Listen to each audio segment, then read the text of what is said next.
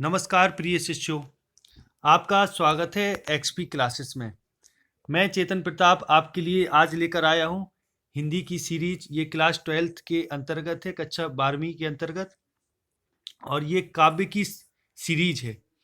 तो इसके अंतर्गत ये पहली मैं कविता लेकर आया हूँ जो अयोध्या सिंह उपाध्याय यानी हरिऔध के द्वारा लिखी हुई कविता है। कविता का जो शीर्षक है वो है पवन दूतिका। ये लेखक ने, जो कवि है पवन दूतिका, ये प्रिय प्रवास से लिया गया है। अर्थात जो कवि का प्रिय प्रवास नामक महाकाव्य है उससे अवतरित है, ये वहां से लिया गया है। तो इसमें जो इसका पीछे का जो भाव है वो कुछ इस प्रकार से है कि जो राधा रानी होती हैं वो बहुत दुखी होती हैं। तो राधा रानी अपने हृदय की पीड़ा को पवन को अपनी दूतिका बनाकर पवन के माध्यम से श्री कृष्ण तक भेजने का प्रयास करती हैं। और इसमें राधा रानी श्री कृष्ण के विरह में बहुत व्याकुल होती हैं। तो अपना संदेश पवन को दूतिका बनाकर श्री कृष्ण तक पहुंचाने का एक प्रयास है। और इसमें राधा रानी बहुत जगह लोक सेविका का किरदार भी निभाती हैं। तो देखते हैं कैसे क्या आगे होता है। सीधा हम लोग कविता पर आए, शुरुआत करते हैं कविता की। बैठी खिन्ना यक दिवस, वे गेह में थी अकेली, आके आंसू द्रग युगल में थे धरा को भिगोते भिगोते। आई धीरे इस सदन में पुष्प सदगंध को ले, प्रातः वाली सुपवन इसी काल वातायनों से। तो अयोध्या सिंह उपाध्याय हरिऔध जी कहते हैं कि बैठी खिन्ना यक दिवस, कि एक दिन राधा रानी खिन्ना अर्थात उदास, वे गेह में थी अकेली, गेह मीन घर, वे अपने घर में एक दिन उदास बैठी थी। आके आंसू द्रग युगल में थे धरा को भिगोते, कि आंसू द्रग युगल में, यानी द्रग मतलब दोनों, द्रग मीन आंसू और युगल मीन दोनों, दोनों आंखों में आंसू थे जो धरा को अर्थात गिर के जमीन को गीला कर रहे थे, धरती को भिगो रहे थे।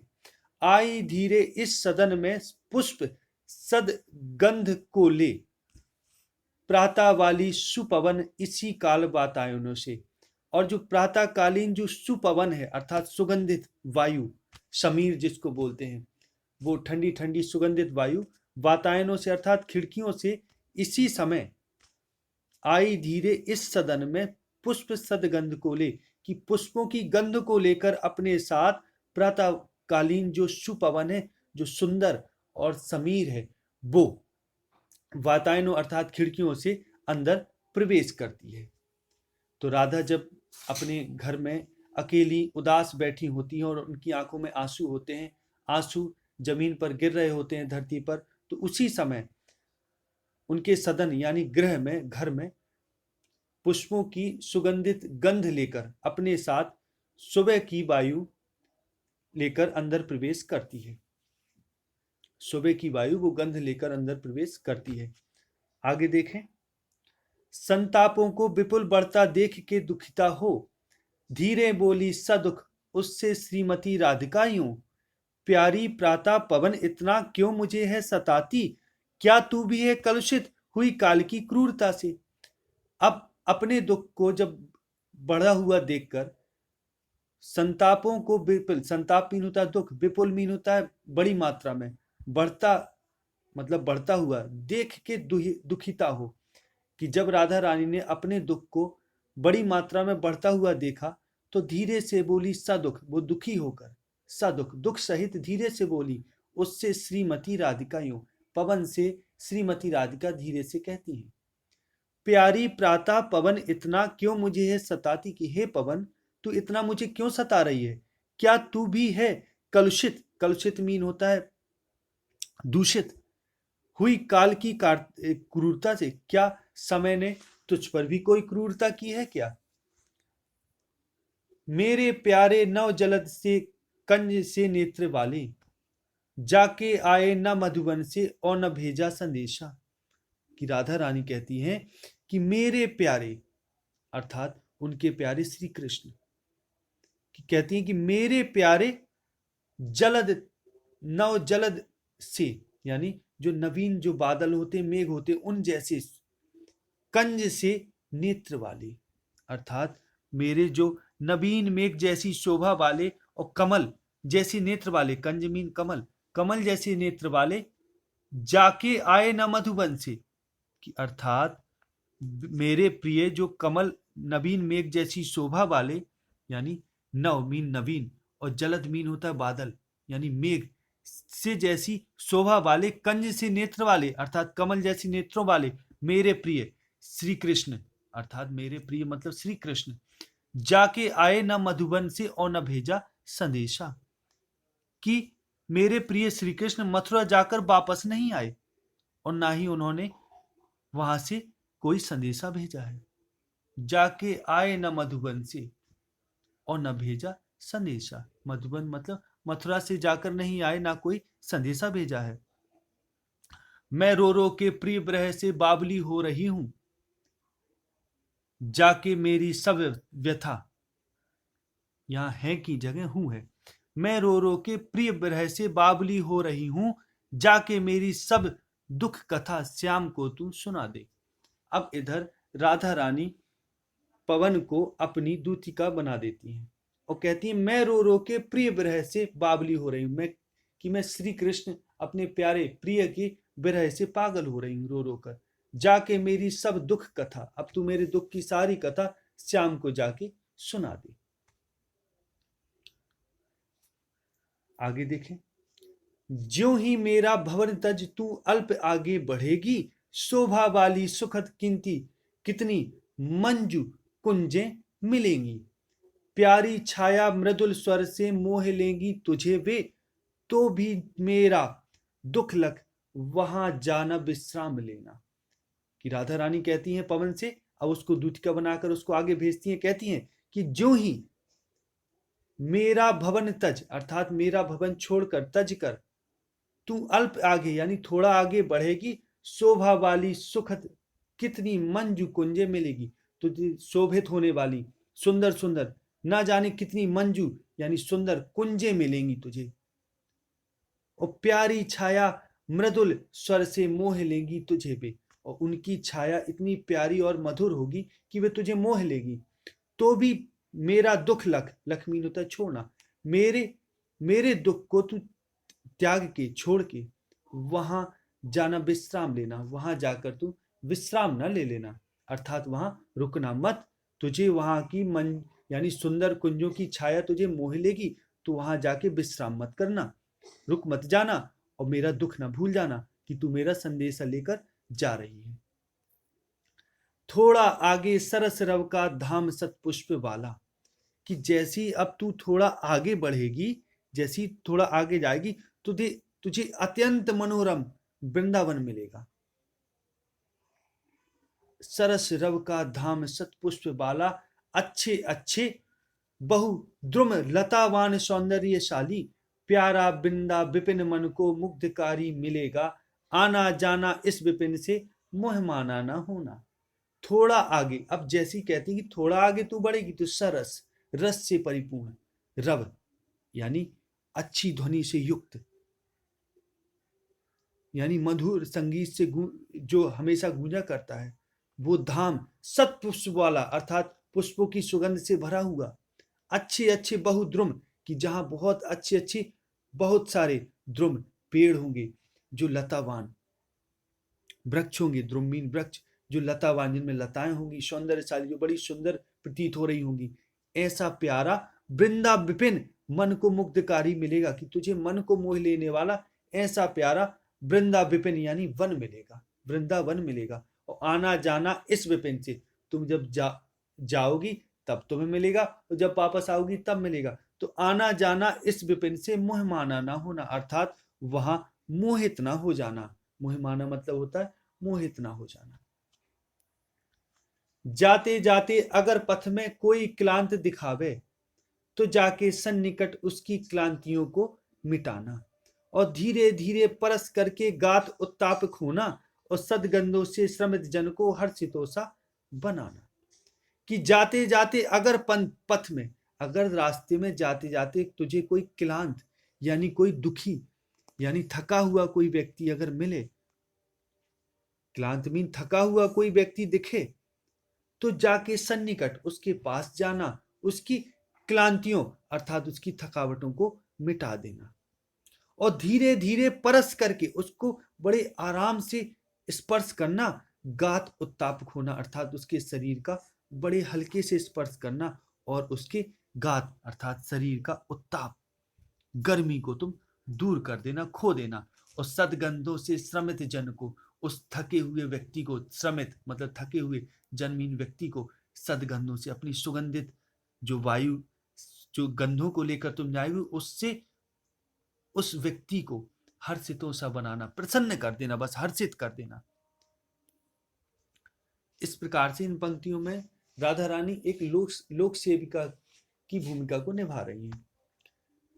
लज्जाशीला पथिक महिला जो कहीं दृष्टि आए, होने देना विकृत वसना तो ना तू सुंदरी को, और जो थोड़ी भी श्रमित वह हो गोद ले श्रांति खोना, होठों की और कमल मुख की मिलानताएं मिटाना।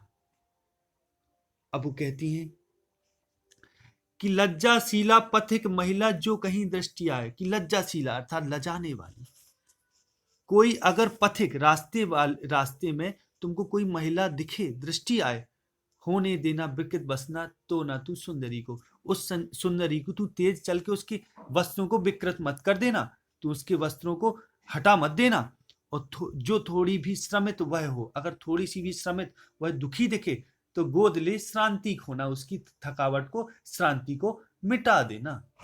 होठों की और कमल मुख की, होठों की और उसके कमल रूपी मुख की मिलानताएं, यानी उसकी झुर्रियों को, जो भी वो मलिनता हो उसको तुम हटा देना, उसको मिटा देना, उसको शीतल कर देना, अपनी शीतलता से दूर कर देना, मिटा देना। कोई क्लांता कृषक ललना खेत में जो दिखावे, धीरे धीरे परस उसकी क्लांतियों को मिटाना। जाता कोई जलद यदि हो व्योम में तो उसे ला, छाया द्वारा सुखित करना तप्त भूतांगना को। कि वो कहती हैं कि कोई क्लांता अर्थात थका हुआ, कृषक ललना किसान का लाल यानी बच्चा, खेत में जो दिखावे, अगर तुमको खेत में दिख जाए तो धीरे धीरे परस उसकी क्लांतियों को मिटाना, तो तुम धीरे धीरे उसको छूकर उसकी थकावट, उसकी क्लांतियों को मिटा देना, थकावटों को मिटा देना। जाता कोई जलद यदि हो व्योम में तो उसे ला, छाया द्वारा सुखित करना तप्त भूतांगना को। कि अगर कोई बादल जलद व्योम यानी आकाश में जा रहा हो तो उसे तुम ले आना और छाया द्वारा सुखित करना, अर्थात उसको लाके उसकी छाया कर देना और सुखित करना, किसको? तप्त भूतांगना को, उस तपी हुई स्त्री को जो तुम्हें रास्ते में मिले। कि एक बादल अगर कोई दिखे तो बादल की तुम छांव कर देना, बादल को लाके उसके ऊपर कर देना, जिससे कि थोड़ी छाया मिले उसको, वो सुखी हो जाए। ऐसी उस तप्त, गर्मी से तपती हुई भूतांगना यानी स्त्री को तुम इस प्रकार से सुखी करना। जाते जाते पहुंच मथुरा धाम में उत्सुका हो, न्यारी शोभा वर नगर की देखना मुग्ध होना। तू होवेगी चकित लख के मेरु से मंदिरों को, आभा वाले कलश जिनके दूसरे अर्क से हैं। कि अब वो कहती हैं कि जब तू आगे और जाएगी तुझे मार्ग में जाते जाते पहुंच मथुरा धाम, तू मथुरा धाम पहुंच जाएगी। मथुरा धाम में उत्सुका हो, तू बड़े उत्सुक हो के तू जाते जाते जब वहां जाएगी तो बड़े तुझे मथुरा धाम मिलेगा। और न्यारी शोभा वर नगर की देखना मुग्ध होना, तो मेरे वर यानी श्रेष्ठ श्री कृष्ण के नगर की शोभा को देखकर मुक्त हो जाना, अर्थात तुम उनके नगर की शोभा को देखकर उत्सुक हो जाओगी। तो अपनी उत्सुकता को छिपाना मत, दबाना मत, जबकि उस सर्वोत्तम, उस श्रेष्ठ शोभा वर नगर की, उस श्रेष्ठ नगर की शोभा को तुम मुक्त होकर देखना। तू होवेगी चकित लख के मेरु से मंदिरों को, कि तू चकित हो जाएगी लख यानी देख के उस मेरु पर्वत के समान ऊंचे ऊंचे मंदिरों को। आभा वाले कलश जिनके, कि जिनके ऊपर आभा वाले यानी प्रकाशवान कलश, जिनके दूसरे अर्क से हैं, अर्थात उनके जो कलश, उन मंदिरों में जो कलश लगे हैं ऊपर, वो दूसरे अर्क अर्थात सूर्य के जैसे हैं, कि तू उनको जब देखेगी तो जो तुझे वे प्रकाशवान और दूसरे सूर्य जैसे प्रतीत होंगे। देखे पूजा समय मथुरा मंदिरों में जाना, कि देख पूजा के समय तू मंदिरों में जाना, मथुरा के मंदिरों में, और नाना वाद्यों मधुर स्वर की मुग्धता को बढ़ाना, कि नाना वाद्यों मधुर स्वर की मुग्धता को बढ़ाना। तू नाना यानी विभिन्न प्रकार की वाद्यों से गुजर के, जो वाद्य यंत्र होते वहां से गुजर के उन्हें अपना स्वर प्रदान करना, अर्थात उनके स्वर को और बढ़ा देना, जिससे कि वे और मुग्धकारी संगीत प्रस्तुत करें। केवा अथवा लेके रुचिर तरु के शब्दकारी फलों को, रुचिर तरु जो भी तुम्हें तरु अच्छा लगे, पेड़ तुम्हें, तरु मीन पेड़, रुचिर मीन तुम्हें जो रुचे अच्छा लगे, के शब्दकारी फलों को, कि उनके शब्दों को, उसके शब्दकारी फलों को तुम वो ले लेना, यानी शब्दकारी फलों का मतलब है जो भी पेड़ तुम्हें अच्छा लगे वहां से गुजरना, उससे ध्वनि रूपी जो फल उत्पन्न हो उसको तुम ले लेना। शब्दकारी फलों को धीरे धीरे मधुर रव से मुग्ध हो बजाना, अर्थात जब तुम पेड़ों से के पत्तियों और तनों से जब तुम गुजरोगी तो उससे ध्वनि उत्पन्न होगी, तो धीरे धीरे मधुर यानी मीठे रव मीन ध्वनि से मुग्ध हो बजाना, तो वहां से उन पेड़ पत्तियों को तुम धीरे धीरे बजाना, अर्थात वहां से ऐसे गुजरना जिससे कि धीरे धीरे गुजरना जिससे कि संगीत उत्पन्न हो। तू देखेगी जलद तन को जा वहीं तदकता होंगे लोने नयन उनके ज्योति उत्कीर्णकारी, मुद्रा होगी वरवदन की मूर्ति सी सौम्यता की, और सीधे साधे वचन उनके सिक्त होंगे सुधासी। अब राधा रानी आगे कहती हैं कि तू देखेगी जलद तन को, जलद मतलब बादल, मेघ, कि मेघ जैसे वर्ण वाले उनके शरीर को तुम देखोगी, जा वहीं तदकता हो। जलद तन अर्थात श्री कृष्ण जिनका शरीर मेघ वर्ण जैसा है, उनके शरीर को तू वहीं तदकता अर्थात प्रकाशवान होता हुआ देखेगी, तेज छोड़ता हुआ। होंगे लोने नयन उनके, कि उनके जो नेत्र हैं बड़े लोने होंगे यानी बड़े सुंदर होंगे, ज्योति उत्कीर्णकारी, कि उनके नेत्रों से ज्योति प्रस्फुटित हो रही होगी, फूट रही होगी।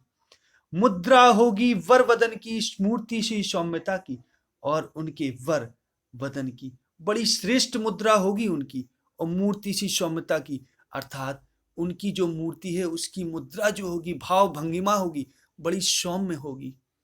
और सीधे साधे वचन उनके सिक्त होंगे सुधा से, और जो उनके वचन होंगे ना, जब वो मेरे श्री कृष्ण बोलते हैं तो ऐसे बोलते हैं क्या, ऐसे लगता है कि जैसे सिक्त डूबे हुए, अमृत में डूबे हुए वचन बोल निकल रहे हों।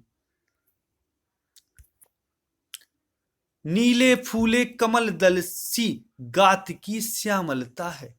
अब जो नीले रंग के जो कमल की जो पत्तियां होती हैं, दल होते हैं, सी गात यानी शरीर की श्यामलता है, अर्थात उनका जो शरीर है वो नीले कमल दल अर्थात नीले कमल की पत्तियों के समान है, वैसे ही श्याम है वे। पीला प्यारा वसन कटी में पहनते हैं फबीला, और छूटी काली अलख मुख की कांति को है बढ़ाती, और सद वस्त्रों में नवल तन की फूटती सी प्रभा है। कि राधा रानी उनके सौंदर्य, श्री कृष्ण के सौंदर्य का वर्णन करते हुए कहती हैं कि नीले फूले कमल दल सी गात की श्यामलता है, कि उनके शरीर की जो श्यामलता है यानी जो रंग है वो नीले फूले हुए जो कमल की जो पत्तियां होती हैं बिल्कुल वैसे ही हूबहू लगते हैं। और पीला प्यारा वसन कटी में पहनते हैं फबीला, कि उनकी कटी यानी कमर में पीतांबर पहनते हैं जो बहुत उन पर फबता है, जचता है। और छूटी काली अलक मुख की कांति को है बढ़ाती, कि जो उनकी एक लट जो छूटी रहती है, जो मुख तक आती है, वो उसकी उनकी कांति, उनके सौंदर्य को और अधिक बढ़ा देती है। अलक मीन होता है लट, बालों की लट। जो बालों की लट छोटी होती है वो उनके सौंदर्य को और बढ़ा देती है। सद वस्त्रों में नवल तन की फूटती सी प्रभा है। सद वस्त्रों यानी वे स्वच्छ वस्त्र, वो स्वच्छ वस्त्र यानी सुंदर वस्त्र से उनके नवल तन, उनके नवीन यानी नए शरीर की फूटती सी प्रभा है। उनका शरीर उन सुंदर वस्त्रों में चमकदार प्रतीक होता है, प्रभावान यानी ज्योति उत्कीर्णकारी प्रतीत होता है, जिससे प्रकाश फूटता है। सांचे ढाला सकल बपु है दिव्य सौंदर्यशाली, और सद पुष्पों सी सुरभि उनकी प्राण संपोषिका है। कि आगे कहती हैं कि सांचे ढाला सकल बपु है। सकल मीन संपूर्ण, बपु मीन शरीर, यानी सकल मीन संपूर्ण और बपु का मतलब है शरीर। संपूर्ण शरीर उनका दिव्य सौंदर्यशाली है। कि दिव्य सौंदर्य अर्थात देवताओं के जैसा भी उनका सौंदर्य है, अर्थात अलौकिक उनकी छवि है, कांति है। अर्थात श्री कृष्ण का सारा शरीर सकल बपु सांचे में ढला हुआ मूर्ति के समान अत्यधिक सुडौल और देवताओं जैसी अलौकिक कांति से युक्त सौंदर्य संपन्न है। सद पुष्पों सी सुरभि उसकी प्राण संपोषिका है, और उनके शरीर से निकलने वाली सदपुष्प अर्थात सुंदर सुंदर जो सुगंधित पुष्प हैं, उनकी जो सुगंध है, सुरभि है, सुरभि मीन सुगंध, सुरभि का मतलब सुगंध, उसकी प्राण संपोषिका है। अर्थात यानी उनके शरीर से निकलने वाली सुगंध उत्तम पुष्पों की सुगंध के समान प्राणों का पोषण करने वाली है। अर्थात जिस प्रकार उत्तम पुष्पों की गंध व्यक्ति को मन को प्रफुल्लित और आनंदित कर देती है, वैसे ही उत्तम पुष्पों की गंध श्री कृष्णचंद्र के शरीर से निकलती है। प्राण संपोषिका अर्थात होता है प्राणों का पोषण करने वाली। और दोनों कंधे वृषभ वर्षे हैं बड़े ही सजीले, और दोनों जो उनके कंधे हैं ना, वो वृषभ बैल यानी सांड के जैसे हैं, और जो बड़े ही सजीले प्रतीत होते हैं, बड़े ही सुंदर यानी बलिष्ठ प्रतीत होते हैं, विशाल। और लंबी बाहें कलभ करसी शक्ति की पेटिका हैं। उनकी भुजाएं जो है वो बड़ी लंबी लंबी। कलभ, कलभ मीन होता है, कलभ का अर्थात है हाथी की सूंड। कि हाथी की सूंड के समान जो उनकी भुजाएं हैं, दोनों भुजाएं हाथी की सूंड के समान शक्ति की भंडार है, पेटिका है, यानी पिटारी है। राजाओं का सा सिर पर लसा दिव्य आपीड़ होगा। कि आगे कहती हैं श्री कृष्ण के सौंदर्य के लिए कहती हैं कि राजाओं सा सिर पर लसा, लसा मतलब जचा हुआ अर्थात सजा हुआ, कि सिर पर राजाओं के जैसा दिव्य आपीड़ यानी मुकुट होगा। उनके उनके सिर पर दिव्य राजाओं के जैसा मुकुट होगा, जो सुशोभित हो रहा होगा, लसा होगा अर्थात सुशोभित हो रहा होगा। और शोभा होगी उभय श्रुति में स्वर्ण कुंडलों की। उभय मतलब दोनों, कानों के बीच, श्रुति मतलब कान, स्वर्ण के कुंडलों की शोभा अर्थात दोनों कानों में वे, दोनों कानों में सुंदर सोने के कुंडल पहने होंगे। वे तुम्हें दृष्टिगोचर होंगे, दिखेंगे दोनों कुंडल। और नाना रत्ना कलित भुज में मंजू केयूर होंगे। और नाना रत्ना कलित अर्थात विभिन्न प्रकार के रत्नों से जड़े हुए परिपूर्ण सुंदर भुजबंद। केयूर में मतलब होता है भुजबंद, मंजू मीन सुंदर, कि सुंदर उनकी भुजाओं में भुजबंद होंगी, जो विभिन्न प्रकार के रत्नों से जड़ित होंगे। भुज मीन भुजा, वे धारण किए होंगे। और मोती माला लसित यानी मोती की मालाओं से शोभित उनका कंबू सा कंठ होगा। कंबू मतलब शंख। उनका जो कंठ होगा, गला होगा, वो शंख के जैसे आकार का होगा, जिसमें मोतियों की माला शोभित हो रही होगी। तेरे में है ना यह गुण जो तू व्यथाए सुनाए। अब राधा रानी इसको पवन को दूतिका बनाकर भेजती हैं, तो कहती हैं कि तेरे में इतना साहस नहीं है, कि तुझ में इतना साहस नहीं है, कि तेरे में है न यह गुण जो तू व्यथाए सुनाए, और व्यापारों को प्रखर मति और युक्तियों से चलाना। कि आगे राधिका रानी कहती हैं कि तेरे में इतना साहस नहीं है, अर्थात अब तेरे तो मुख है नहीं कि जो तू सारी मेरी व्यथाएं जाके ज्यों कहते हो सुना दे। व्यापारों को प्रखर मति, अर्थात व्यापार अर्थात है विभिन्न क्रियाकलाप को प्रखर मति यानी अपनी उच्च तेज बुद्धि से, मति से और युक्तियों से चलाना। अर्थात तमाम तरह की तू ऐसी युक्ति करना, ऐसी हरकत करना, क्रियाकलाप करना और उनको इस प्रकार से समझाने का प्रयास करना, अर्थात मेरा संदेश देने का प्रयास तुम करना। बैठे हो जो निज सदन में मेघ सी कांति वाले, तो चित्रों को इस भवन के ध्यान से देख जाना। अगर वे अपने निज सदन, अपने घर में, अपने महल में बैठे हों, वे मेघ सी कांति वाले अर्थात मेरे मेघ वर्ण, मेघ जैसे रंग वाले श्री कृष्ण अर्थात बादल की कांति के समान सुंदर वर्ण वाले मेरे प्रीतम श्री कृष्ण अगर अपने घर में बैठे हों, तो सबसे पहले घर में जो चित्र हो, चित्रों को इस भवन के ध्यान से देख जाना। तो ध्यान से उन चित्रों को, ध्यान पूर्वक टंगे जो चित्र होंगे उनको देखना। और जो चित्रों में विरह विधुरा का मिले चित्र कोई, तो जाके निकट उसको भाव से यूं हिलाना। प्यारे हो के चकित जिससे चित्र को और देखें, आशा है यूं सुरति उनको हो सकेगी हमारी। कि आगे राधा रानी कहती हैं कि जो चित्रों में, अगर उन चित्रों में से कोई विरह विधुरा अर्थात प्रेमी, अर्थात प्रेमी के विरह में व्याकुल अगर कोई विधुरा स्त्री का, विधुर स्त्री का कोई तुम्हें कोई चित्र दिखे, विरह से विधुरा अर्थात दुखी स्त्री का तुम्हें कोई चित्र दिखे, तो जाके निकट, तो उसके पास जाना, उसे भाव से तुम हिलाना, उसको भाव से यूं हिलाना उसको कि प्यारे हो के चकित जिससे चित्र को और देखें, कि चित्र की ओर वो देखें। अर्थात तू इस प्रकार से उस चित्र को हिलाना कि श्री कृष्ण, प्यारे मतलब श्री कृष्ण उस चित्र की ओर चकित होकर देखे। आशा है, और मेरी इस प्रकार से ये आशा है, यूं सुरति उनको हो सकेगी हमारी, कि इस प्रकार से उनको हमारी सुरति, हमारी स्मृति हो आएगी, अर्थात वो हमें जान जाएंगी, यानी वो हमारी, उनको ध्यान आ जाएगी, वो जान जाएंगी कि इसी तरह राधा भी दुखी होगी। जो कोई भी इस सदन में चित्र उद्यान का हो, आगे कहती हैं कि अगर उस सदन में, उनके घर में कोई उद्यान, बाग का चित्र हो, और हो प्राणी विपुल उसमें घूमते बावले से, और विपुल विभिन्न बहुत सारे, विपुल मतलब बहुत सारे प्राणी उधर बाग में घूमते, पागलों से घूमते दिखाई देते हो, तो जाके सन्निकट उसके और हिला के उसे भी, तो उसके सन्निकट पास जाना और उसको भी हिलाना, और हिला के और मतलब और हिला के उसे भी देवात्मा को सुरति ब्रज के व्याकुलों की कराना।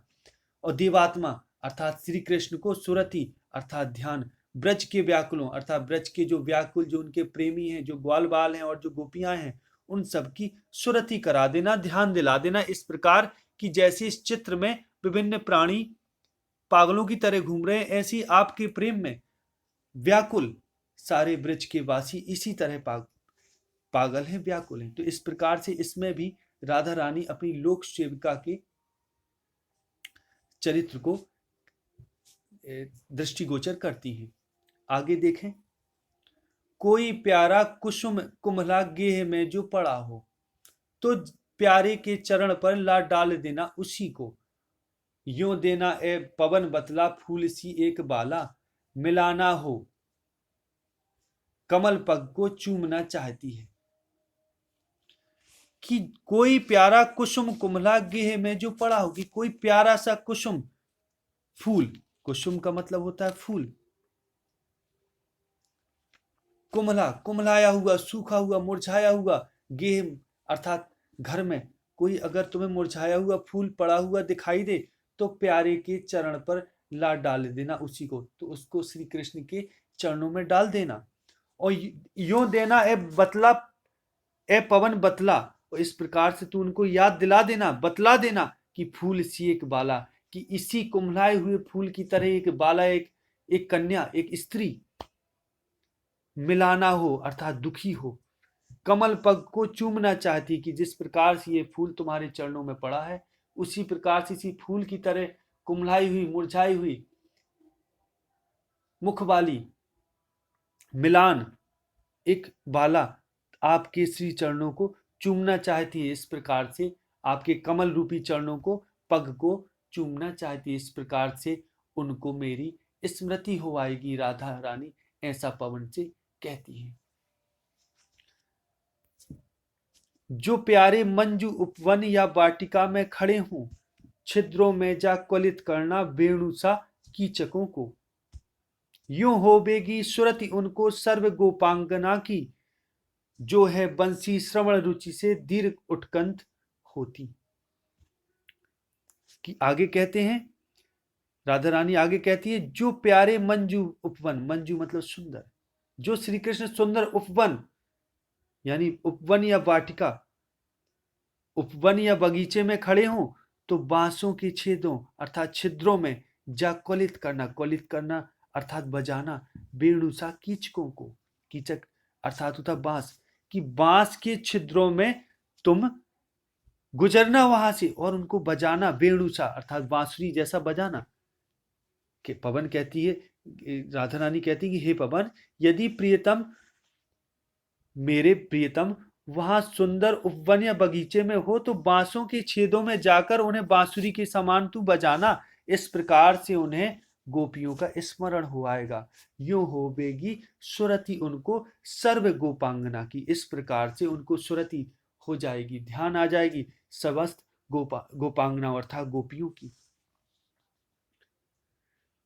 जो गोपियां हैं बंसी श्रवण रुचि से दीर्घ उत्कंठित होती, उत्कंठ होती अर्थात व्याकुल होती, कि श्रवण रुचि अर्थात जो सुनने की इच्छा रखती हैं, जो वंशी श्रवण रुचि अर्थात वंशी को सुनने की इच्छा रखती हैं, उन गोपा इच्छा रखती हैं और उस इच्छा से बहुत व्याकुल हो जाया करती हैं, वे गोपियों की उनको स्मृति हो आएगी। लाके फूले कमल दल को श्याम के सामने ही थोड़ा थोड़ा विपुल जल में व्यग्र हो डुबाना। कि अब राधा रानी आगे कहती हैं कि लाके फूले कमल दल को, कि अगर एक खिला हुआ कोई कमल दल अर्थात कमल पत्र हो, कमल का पत्ता हो, तो श्याम के सामने ही तुम उसको लाना और थोड़ा थोड़ा विपुल यानी थोड़ा थोड़ा जल में, भरे हुए जल में, विपुल मतलब भरे हुए जल में, विपुल जल अर्थात भरे हुए जल में व्यग्र हो यानी परेशान हो, उसको तुम व्याकुल हो, व्यग्र में अर्थात व्याकुल होकर तुम उसको डुबोना धीरे धीरे करके। यो देना ए भगिनी जतला एक अंभोज नेत्रा, आंखों को है बिरह विधुरा बारी में है बोरती, बारी में बोरती है। क्यों देना, इस प्रकार से तुम उनको बता देना, ए भगनी हे बहन, इस प्रकार से तुम उसको बता देना, जतला देना कि एक अंभोज नेत्रा अर्थात कमल के नेत्रों के समान, कि जब तुम कमल के पत्तों को इस प्रकार से उनके सामने लाकर पानी में डुबाओगी तो इस प्रकार से उन्हें याद आ जाएगी कि कमल जैसे नेत्रों वाली राधा अर्थात अंभोज नेत्रा का अर्थात होता है कमल जैसी, अंभोज मीन कमल, तो कमल जैसे नेत्रों वाली राधा रानी आपके वियोग में इसी तरह विरह विधुरा अर्थात वियोग में दुखी, बारी अर्थात जल में इसी प्रकार अपनी आंखों को भिगोती है, ऐसी उनको स्मृति हो आएगी। कि हे पवन, प्रिय के सामने एक खिले हुए कमल पत्र को लाकर व्याकुलता से थोड़ा थोड़ा तुम जल में डुबाना। इस प्रकार से हे बहन, तुम उनको बतला देना कि कमल जैसे नेत्रों वाली राधा उनके वियोग में दुखी होकर अपनी आंखों को अश्रुपूरित करती है अर्थात आंसुओं में डुबोती है। धीरे लाना वहन करके नीप का पुष्प कोई, अब धीरे से वहन ढोकर, वहन अर्थात धोकर, ढोने का मतलब है उठाकर लाना। नीप का पुष्प कोई, नीप अर्थात कदम्ब का कोई पुष्प तुम ढोकर ले आना। आगे कहती है पवन तू धीरे से कदम का कोई पुष्प धोकर वहन कर अर्थात उठाकर लाना और प्यारे के चपल द्रग के सामने डाल देना। और प्यारे श्री कृष्ण के चपल उन चंचल द्रग नेत्रों के सामने डाल देना, उन मेरे प्राण प्यारे की चंचल नेत्रों के सामने डाल देना। ऐसे देना प्रगट दिखला, इस प्रकार से तुम प्रकट कर देना कि नित्य आशंकिता हो, कि नित्य नित्य प्रति आशंकित अर्थात डरी हुई, कि इस प्रकार तुम बता देना कि मैं नित्य प्रति आशंकिता हो, कैसी होती विरह वश में नित्य रोमांचिता हूं, कि नित्य में रोमांचित होती हूं विरह वश आपके प्रेम से रहित होकर, विरह वश होकर मैं इस प्रकार से कैसी नित्य प्रति प्रेम की नित्य प्रति पुनर्मिलन की कल्पना से पुनः पुनः कदम के पुष्प के समान रोमांचित होती रहती हूँ। कि हे पवन, वो कहती हैं कि धीरे से कदम का कोई पुष्प उठा लाना और उसे मेरे प्राण प्यारे अर्थात श्री कृष्ण के चरणों के सामने डाल देना। उस प्रकार से उन्हें तुम समझा देना, बता देना कि उनके विरह के वशीभूत होकर हर समय हमेशा मैं डरी हुई आशंकित रहती हूँ, डरी हुई रहती हूँ, और नित्य प्रति पुनर्मिलन की कल्पना से विरहवश रोमांचित ठीक पुनः पुनः बार बार कदम के पुष्प के समान रोमांचित होती रहती हूँ। ऐसा तुम बता देना। बैठे नीचे जिस बिटप के श्याम होवे उसी का। अब पवन आगे कहती है कि जिस वृक्ष के नीचे, जिस बिटप यानी वृक्ष के नीचे श्याम बैठे हो, कोई पत्ता निकट उनके नेत्र के लिए हिलाना, कि कोई पत्ता उनके नेत्रों के निकट ले जाना, पास ले जाना और उसके हिलाना, यूं प्यारे को विदित करना, चातुरी से दिखाना। यूं इस प्रकार से प्यारे को विदित करना अर्थात जता देना, चातुरी से दिखाना, उनको बड़ी चतुराई से, अपनी क्रिया की चतुराई से उनको यह ज्ञात करा देना कि मेरे चिंता विजित चित्त का क्लांत हो काब जाना, कि मेरे चित्त को चिंता ने जीत लिया और अब मुझ में कोई विशेष हिम्मत नहीं बची कि चित्त का क्लांत हो काब जाना, कि मेरा चित्त है जो क्लांत अर्थात बार बार दुखी या कमजोर हो गया है, थक गया है, वो बार बार कांपता है। इस प्रकार से तुम उस पत्ते को हिलाकर बताना, किसी तरह मेरा हृदय भी चिंता ने जीत लिया और मैं टूट चुकी हूं अंदर से, और अब मेरे हृदय में कोई बल नहीं बचा, जिसके अभाव में मेरा हृदय पत्ते की समान ऐसे ही कांपता है। इस प्रकार से तुम उस पत्ते को हिला के यह उनको विदित करा देना। सूखी जाती मलिन लतिका जो धरा में पड़ी हो। आगे कहती है कि सूखी जाती, की सूखती हुई मलिन मैली कुचैली लतिका, कोई लता अगर कोई धरा में पड़ी हो तो पावों के निकट उनको उसको श्याम के ला गिराना, तो श्याम के चरणों में वो गिरा देना और यो सीधे से प्रकट करना। इस प्रकार से तुम सीधे से प्रकट कर देना, बता देना उनको, प्रीति से वंचिता हो, कि आपके प्रेम से रहित होकर, वंचित होकर अर्थात आपकी मिलन से रहित होकर मेरा होना अति मलिन और सूखते नित्य जाना, कि इसी लता के समान में नित्य सूखती जा रही हूं। ऐसा तुम उनको, लता को उनके चरणों में डालकर यह प्रकट कर देना। कोई पत्ता नवल तरु का पीत जो हो रहा हो, कि अगर कोई नवल तरु अर्थात नए पेड़ का कोई पत्ता पीत अर्थात पीला हो रहा हो, तो प्यारे के दृग युगल के सामने ला उसे ही, तो प्यारे श्री कृष्ण के दृग अर्थात नेत्र, युगल मीन युगल का अर्थात दोनों, दोनों नेत्रों के सामने उसको उसे तुम ला देना, उसे ही धीरे धीरे संभल रखना और उन्हें यूं बता, धीरे धीरे संभाल के उस पत्ते को रखना और धीरे धीरे संभल रखना और उन्हें यूं बताना और उन्हें इस प्रकार से यह जता देना, यह बता देना कि पीला होना प्रबल दुख से प्रोसिता सा हमारा, कि प्रबल दुख से मैं भी एक प्रोसिता अर्थात ऐसी स्त्री जिसका पति विदेश गया हो, उसकी तरह मैं इसी प्रकार प्रबल दुख से आपके बिना पीली होती जा रही हूं, जिस प्रकार से ये पत्ता। तो इस प्रकार से तुम उनको यह जता देना कि आपके बिना इस पत्ते के समान राधा रानी पीली पड़ रही है, दुख से। यो प्यारे को विदित करके सर्व मेरी व्यथाएं, धीरे धीरे वहन करके पांव की धूली लाना। थोड़ी सी भी चरण रज जो लाना देगी हमें तू, तो हा कैसे तो व्यथित चित्त को बोध में दे सकूंगी। तो आगे वो कहती हैं, क्यों प्यारे को विदित करके, इस प्रकार से श्री कृष्ण को तुम सब जता देना, विदित कर देना कि सर्व मेरी व्यथाएं, मेरी सब व्यथाएं जान जाए, सब मेरे कष्ट जान जाए। और धीरे धीरे वहन करके, अर्थात धीरे धीरे से कोई तुम उठा लाना।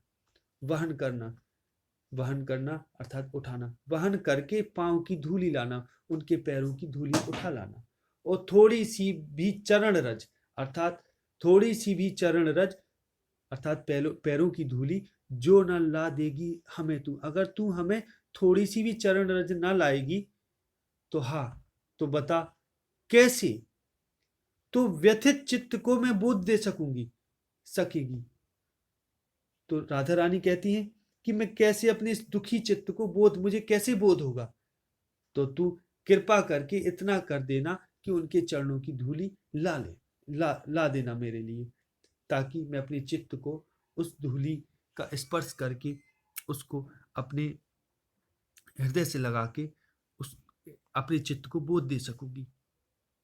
आगे देखते हैं, पूरी होवे ना यदि तुझसे अन्य बातें हमारी, कि राधा रानी कहती हैं अगर ये अन्य बातें तुझसे हमारी पूरी ना हो, ये सब जो मैंने अभी तक तुझसे कहा ये सब पूरी ना हो, तो मेरी विनय इतनी मान ले कि तू मेरी केवल इतनी विनती मान ले और चली जा। कि राधा रानी कहती है, ये सब बातें राधा रानी अभी कह रही है कि तू इतनी सारी मेरी विनती मान ले और चली जा।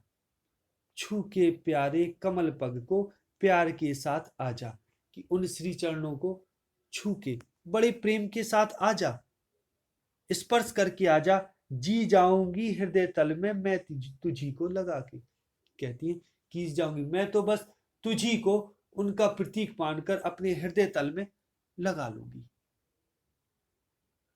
कि तू उनके चरण कमलों को छूकर आ जाना, बस मैं इसी से संतुष्ट हो जाऊंगी और तुझे ही अपने हृदय से लगाकर संतुष्ट हो जाऊंगी। इस प्रकार से ये कविता समाप्त होती है। आशा है आपको ये कविता बहुत पसंद आई होगी। तो अधिक से अधिक इसको लाइक करें, आप कमेंट करें और अधिक से अधिक इसको शेयर करें। आगे भी और हम वीडियो इसके देते रहेंगे, और भी आगे जो कविताएं हैं वो निरंतर प्राप्त होती रहेंगी आपको। अधिक से अधिक इसको आप शेयर करें और आप अपने वैल्यूएबल कमेंट जरूर दें, क्योंकि आपके कमेंट ही चैनल को आगे बढ़ाने में मदद करते हैं। इसको अधिक से अधिक व्हाट्सएप, फेसबुक में शेयर करें। आशा है आपको ये वीडियो बहुत पसंद आया होगा। नेक्स्ट वीडियो में आगे मिलते हैं, तब तक के लिए नमस्कार। जय हिंद, जय भारत, वंदे मातरम।